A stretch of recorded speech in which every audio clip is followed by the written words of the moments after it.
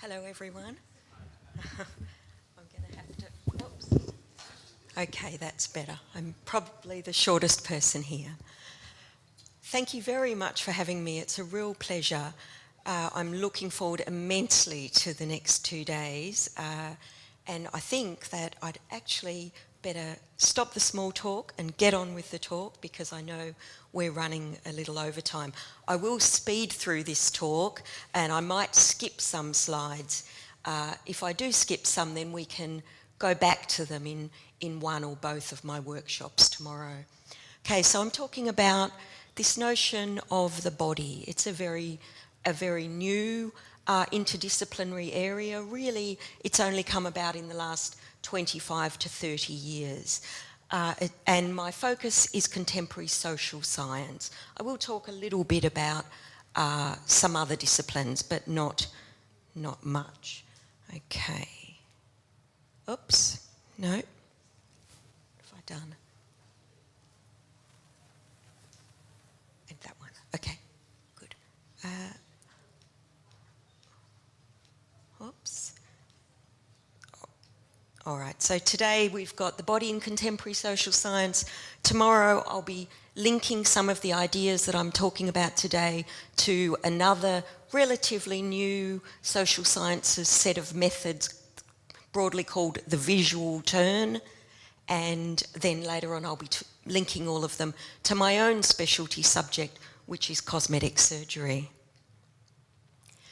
So, just as Adrienne said, there's no one feminism, there are many feminisms, and she talked about some of them. There's no one body, even though we have this term, the body. Really, we're talking about many, many bodies. And if I've got time, I'll go through these 7 very broad areas. There are at least 7 others that I've left out, but I'll quickly go through these 7 ways that social scientists have thought about the body in the last 30 years, written about the body, researched about the body. So this is Rene Descartes. I'm sure you all know who he is, French philosopher, most famous for writing cogito ergo sum, Latin for I think, therefore I am. Each of the theorists that I'll be mentioning here, I've got a quote from each of them on the slide, but I won't read out the quotes. I'll leave them for you, and I'm happy to make my slides available to people later. So, of course, with this term, with this Latin phrase that became incredibly famous and in some ways describes the entire Enlightenment, what Descartes was doing was separating mind from body. And he was really saying that mind is much, much more important than body. This was a relatively new concept, but it was seen in Enlightenment times as being incredibly new, incredibly true, connected to this discovery of science, connected to the discovery of scientific truth. So suddenly the body was demoted. And it's only really now in academic thought that the body is being promoted again and thought about in equal terms with the mind. I won't go through the whole slide. So one way of thinking about the body, we can think about the social body. And obviously this is a sociology, you can tell from the name, it's a sociological mode of thinking about the body. And in this mode of thinking, we begin from the standpoint that the body is social, the body is part of the social world, but also that the social world makes the body. So there is no natural, raw, pure body that ever exists, really. Bodies are in many, many senses made by society, made by culture. So I think that this is two very important theorists here, Nick Crossley and Pierre Bourdieu. And possibly the most important point here is number 3, which is that I've just made this point that bodies are created by society, created by culture, but of course they're also biological. Okay, there are some quite extreme, untenable views that bodies are not biological, but I don't agree with that, and most social sciences don't agree with that. Of course there is some biology, that's just common sense. Okay.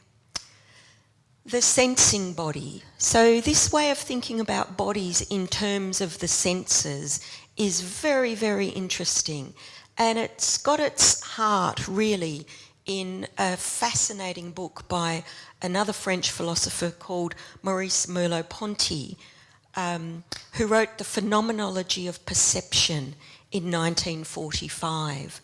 What he explained in that, and what many of his disciples, many people who've been heavily influenced by him since then, is the particular ways that we learn through our bodies, through our senses.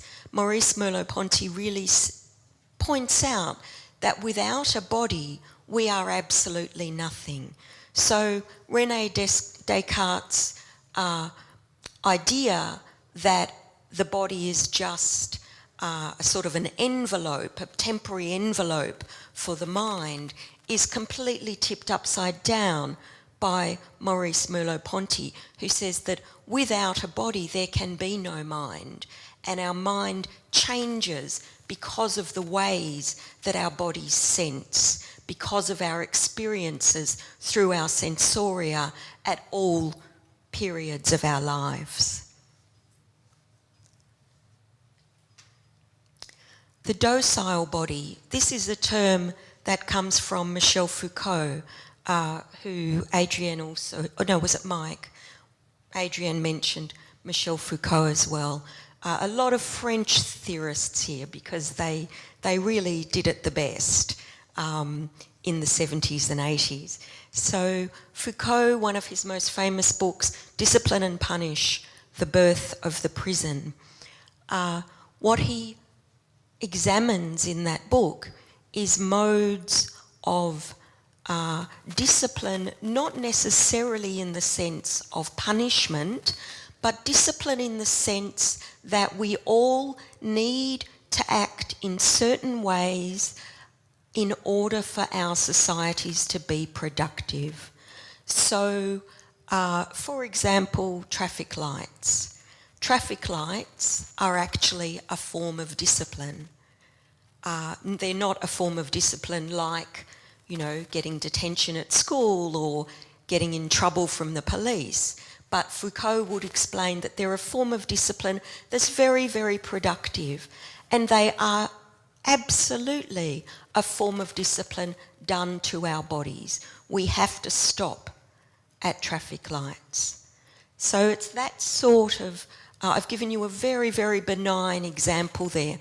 This picture shows a much more political, perhaps much more fraught example of docile bodies, the sorts of bodies that are used in factories, the sorts of bodies that are perhaps that are experienced as being very, very disciplined for many hours of the day, not just in where they have to be, but in exactly what they have to do, sometimes down to what finger they have to do with it, how they have to stand, etc. And although that's a factory, we can all think about our own bodies in these ways too, the ways we learn to stand, the ways we sit at our desks, etc. Okay, a key point here is the bottom one, self-monitoring. So one of the things Foucault absolutely emphasises in all of his writing is that a new, very civilised, very productive form of a disciplined society is one where we ideally would not even need police, for example. We would all discipline ourselves. we would all be so self-disciplined that society would run incredibly smoothly without the need for punishment or what's the word? Without the need for punishment. Okay. The gendered body. So this is also my favourite theorist. Adrienne and I share that. The famous, brilliant, otherworldly Judith Butler. So this is perhaps her most famous work is called Gender Trouble.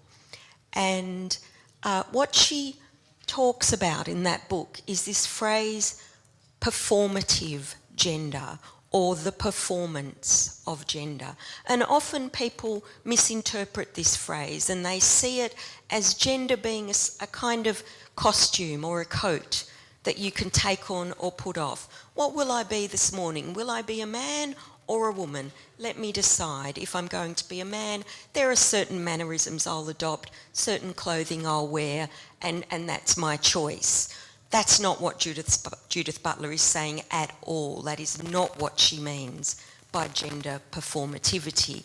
What she means is that we all learn, from the day we're born, perhaps even before we're born, we all learn how to perform our gender. Now, one of the things I get my undergraduate students at Brunel to do when I talk to them about performing their gender is I ask all of the young women to sit like that, and there's huge laughter because the point I'm trying to make is that we learn how to do things like sit. We learn how to be a girl, for example, by loving the colour pink. That's taught to us. Okay. The modified body.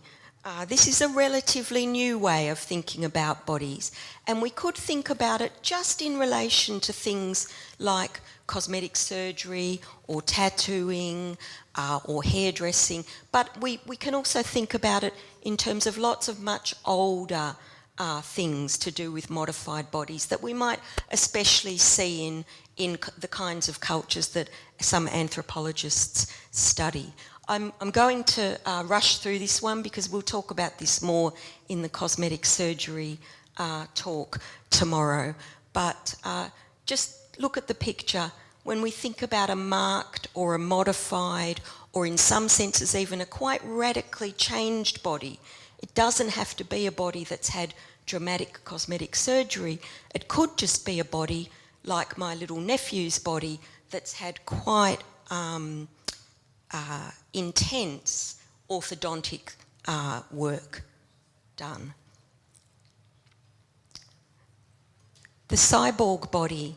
This is made famous by another really wonderful theorist called Donna Haraway. Donna Haraway she first wrote it in 1984, but it was reprinted in 1990, and that was when it got very, very famous. Really, does anyone know what this picture is of? It's obviously a mouse, a specially bred mouse without hair, and it's been, it was done in about 2002, I think. It's then been the metal shape of a human ear was grafted onto the mouse, and the mouse's skin was encouraged to grow over the ear.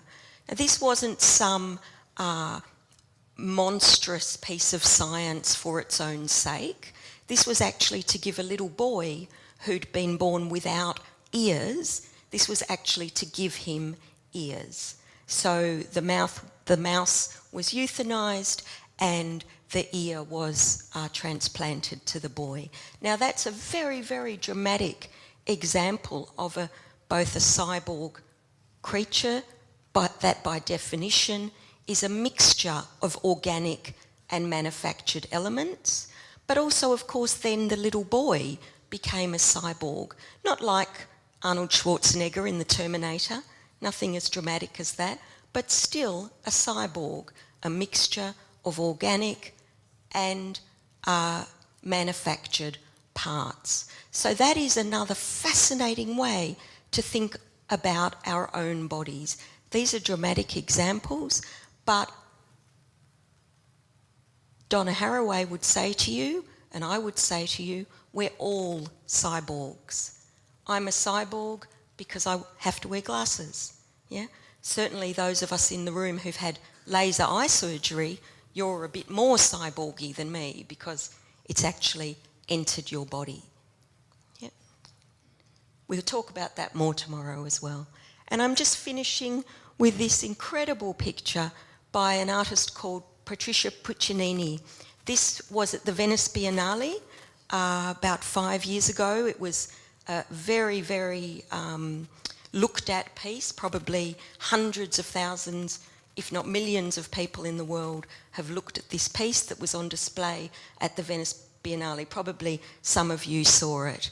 And she's really making a very, very fascinating point. It's a sculpture, obviously, it's not real life, but a very fascinating point about what might happen in terms of human, animal, technological linkings in the future. The sort of fear about that, the horror about that, but also the fascination that we have. And this picture is, this sculpture was rather sweet actually, because as you went up to it, it sensed that you were close, and the little baby creatures wagged their tails. So in some ways what she was saying was, this is not as frightening as we might all think it is. Okay, so that's it for me today. Thank you for listening.